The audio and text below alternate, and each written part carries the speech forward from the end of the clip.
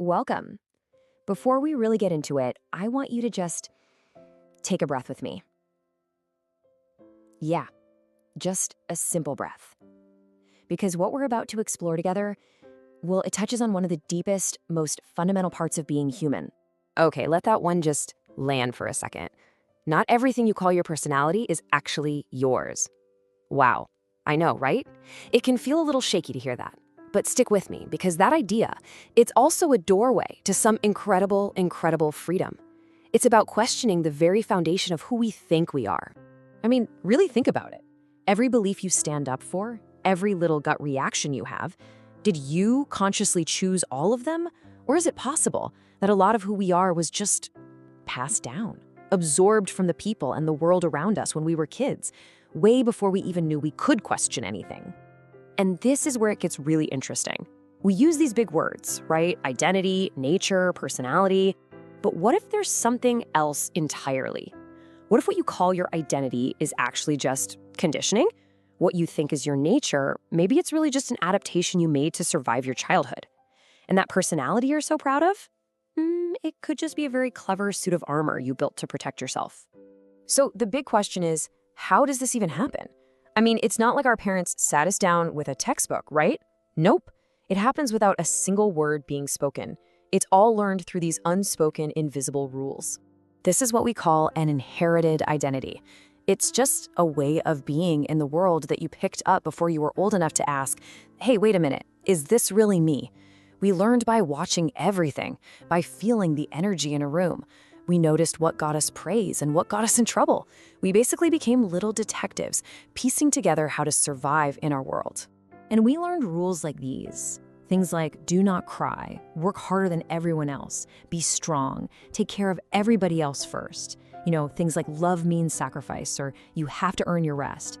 For a little kid, these aren't just suggestions, they're survival instructions. And so we absorb them and we start to build our entire sense of self around them, all because we just want to be safe and feel like we belong.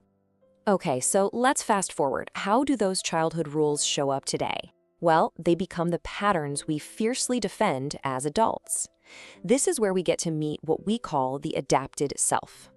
Let's take an example. Picture a little kid growing up in a house where feelings were messy. Crying was seen as an annoyance, getting angry just made things tense. So what does that kid learn? To push it all down, to suppress. Then that kid grows up, and as an adult, they probably describe themselves as super independent, calm under pressure, maybe even the strong one. But what's really going on underneath all that? It's an old, inherited rule playing on a loop: do not express emotion, it is not safe. See, it's not actually a personality trait, it's a survival skill that got baked into their identity. Or hey, maybe this one will sound familiar to you. Imagine a kid who learns pretty early on that love and attention are conditional. You only get them when you're helping out, or getting good grades, or just being good. So they become the super responsible one, the little caretaker. And now, as an adult, what do they say? Oh, this is just who I am. I'm the dependable one. Everyone knows they can count on me. And the belief system driving that whole identity, it's this deep, deep down feeling that my value comes from what I do for others. It's not who they are. It's a survival instruction they learned for how to earn their place in the world. So this brings up a really tough question, right? If these patterns end up causing us pain, why on earth are they so hard to break? Well, the answer is something we call the loyalty trap. It's like there's this huge battle going on inside of us. There's a part of you that is screaming for freedom. The freedom to just rest, to let someone else help for a change, to finally say no. But then there's this other part, and it's so fiercely loyal to the old rules. It whispers, rest is for the lazy. You have to earn your worth. Love means you always put them first. It's this constant, exhausting tug of war. So you see, trying to change isn't just about swapping a bad habit for a good one. It's so much deeper. On a level we're not even aware of most of the time. Questioning that pattern can feel like a profound betrayal, like you're turning your back on your family, your people, everything that made you, you.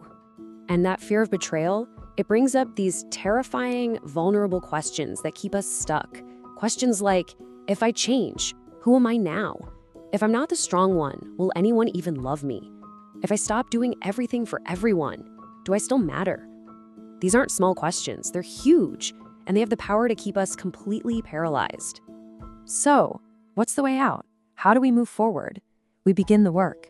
We start the process of becoming conscious. And really, all that means is learning to tell the difference between what's true for you and what's just familiar. Okay, so step one is huge. We have to stop assuming that familiar means true. Just because something feels normal, because it's what you've always done, doesn't mean it's actually right for you. It doesn't mean it's aligned. Sometimes what's passed down through a family isn't wisdom, it's just their pain turned into a rule to live by. And once we create that little bit of space, we can start asking some really potent questions. And I'm gonna invite you to just pause and really think about this for a second. What beliefs do you carry right now that you never, ever consciously chose? And let's go a little deeper. What are the rules you've been obeying without even realizing it? Think about your relationship with money, or with love, or with rest and success. Who taught you the rules for those things? And did they teach you with their words, or just by how they lived? And here it is, maybe the most important question of them all. Who did you have to become in order to belong, to feel safe, to be loved? The answer to that question right there, that's the blueprint of your adapted self. Now, I really want to be clear about something. This isn't about blaming our parents or rejecting our past, not at all. This is about reclaiming your power of choice. It's about being an adult who can look at everything you were given and consciously decide what's worth keeping and what's time to let go of. And this is kind of the path forward. First, you just have to see what you inherited, clearly and without judgment. Then you get to keep what feels true, the real wisdom, and you get to release the rest, the distortions, the stuff that was born out of someone else's fear. It's about honoring what truly nourished you and finally stopping to worship what wounded you. Please remember this. You are not dishonoring anyone by questioning what shaped you. In fact, you're doing something incredibly brave. You're bringing consciousness to it all. You are choosing to be the one in your family line who finally heals it, just by being willing to see it clearly. So, I want to leave you with this one powerful question to take with you as you go about your day, in the way you work, the way you love, even the way you talk to yourself. Just pause and ask, did I choose this or did I inherit it? And if the answer is, I inherited it, then you get to ask a follow-up. Does it still belong here? That simple practice, it can change absolutely everything.